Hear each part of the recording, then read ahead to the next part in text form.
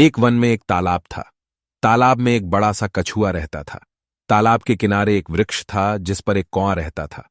पास ही झाड़ियों में एक हिरन भी रहता था। तीनों में मित्रता हो गई। सुबह शाम तीनों मिलते, एक दूसरे का हालचाल पूछते और हंसी मजाक करके अपना समय गुजारते।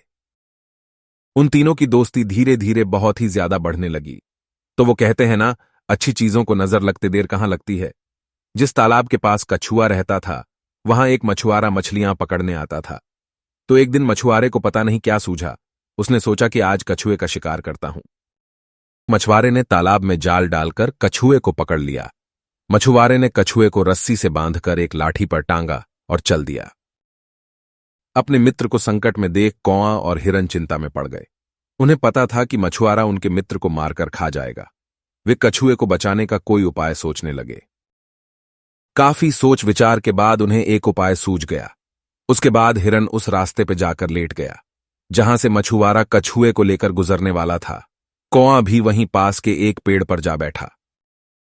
हिरन एकदम मुर्दा बनकर लेटा हुआ था। मछुआरे ने रास्ते में एक मोटा तगड़ा हिरन मरा पड़ा देखा तो उसे लालच आ गया।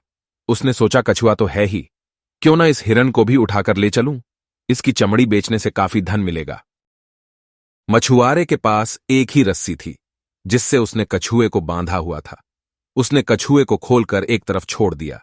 मुक्त होते ही कछुआ चुपचाप खेतों में घुस गया और तालाब की ओर चल दिया। मछुआरा लाठी लेकर कछुए वाली रस्सी से हिरन को बांधने के लिए उसकी तरफ बढ़ा। जैसे ही वो हिरन के पास पहुंचा, पेड़ के डाली पर बैठा कौवा बोल उठा, कांव कांव। अपने मित्र कौए की आवाज सुनते ही हिरन उछलकर भाग खड़ा हुआ। मछुआरा बेचारा देखता रह गया। इस तरह उसे न तो कछुआ मिला न हिरन। शाम ढलने पर तीनों मित्र तालाब के किनारे मिले। कछुए ने अपने प्राण बचाने के लिए कौए और हिरन को धन्यवाद देना चाहा तो वे बोले, धन्यवाद की कोई आवश्यकता नहीं मित्र, सुख दुख में काम आने वाले ही तो सच्चे मित्र होते हैं। इस कहानी से हमें यह पता चलता है कि हमें भी अपनी जिंदगी में असली और नकली दोस्तों की पहचान करनी आनी चाहिए। हमारी जिंदगी में भी कछुए, हिरन और कौए जैसे दोस्त होने चाहिए जो हमारी जिंदगी के हर मोड़ पे हमारे साथ खड़े रहें।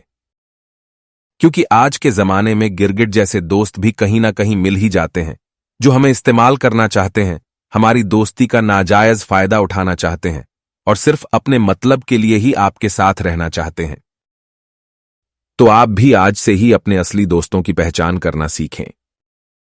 उम्मीद करते हैं यह कहानी आपको बहुत पसंद आई होगी और हम कोशिश करेंगे कि आपके लिए ऐसी कुशल कहानियां लाते रहें। धन्यवाद।